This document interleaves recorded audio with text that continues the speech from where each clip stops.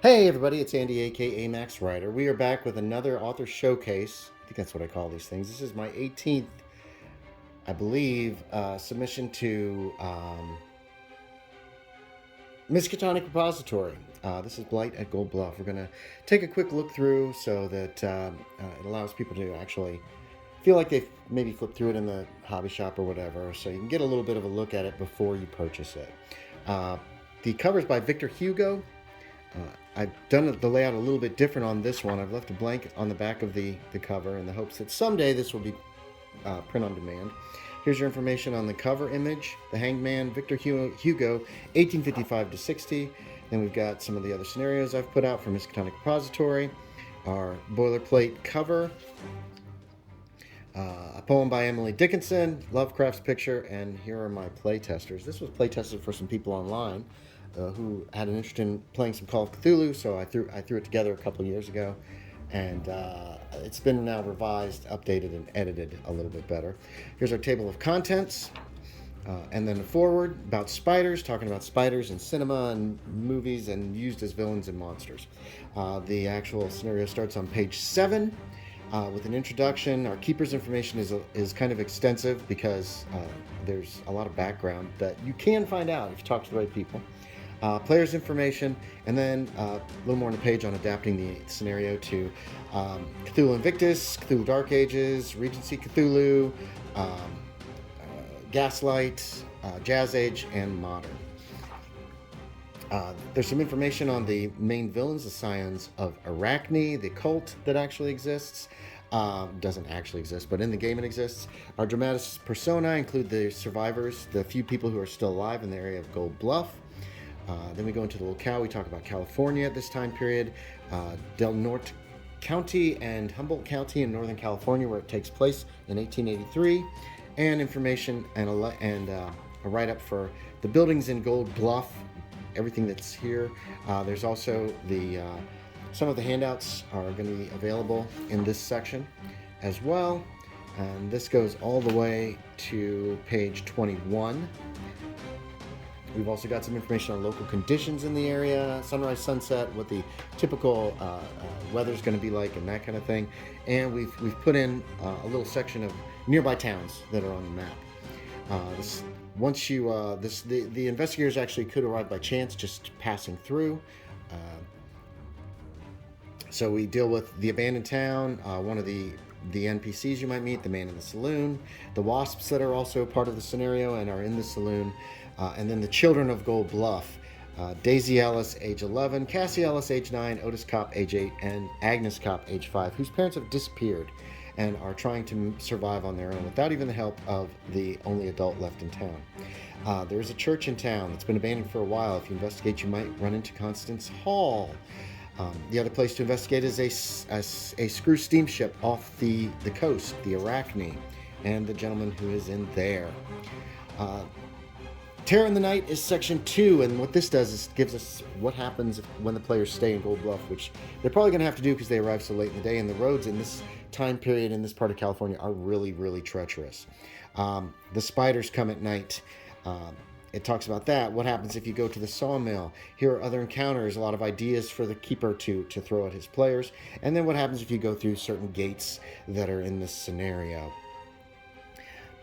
How to deal with the whole situation is dealt with, as well as some of the tactics of the Daughters of Arachne, who are our main villains. Large alien spiders. The conclusion resolution is next. We've got our sanity rewards, afterward, and playtest notes, which tell how the game went that I ran, the bibliography. Then we've got our actual NPC stats with pretty much everybody, and the creature's stats for the most part, except for the possibility of what Constance Hall turns into. Lang spiders are not in any of the books yet that I've been able to find. So I've included basic stats here, a note on Lang spiders and how they originally appeared in the Dreamlands book, or in the original Malleus Monstrorum, at least, the basic stats. So you can use the Lang spiders. These are public domain. Lovecraft invented them. There are 2 esoteric tomes, one in Greek and then its translation into English that are included in this one, as well as a new lesser old one, Arachne. It's got her cult, encounters, her aura, what it feels like to be around her, her typical physical manifestations, the daughters of Arachne. It's got some of this quite a bit of information about them and how to roll them up. The chosen of Arachne, which are men and women who sometimes turn into horrible creatures based on being connected to Arachne as well. Finally, we have a timeline of events here. This is an 1883 map of California, courtesy of the Library of Congress. A larger resolution version of this map comes with the scenario separately as a PDF. It's very large. And then we've got a zoom-in close-up of the area of the scenario along the coast of California in Del Norte and Humboldt County. Here's a player's map of Gold Bluff, noting which buildings appear to be abandoned. And then you've got your keeper's map of Gold Bluff, which tells where everything is, what everything is. There's a list of the residents, which goes with this keeper's map, or who used to live there. There are 2 new spells dealing with Arachne. And of course there is a map of the Arachne itself. Deck plans, rough deck plans, but the keeper can fiddle it out himself.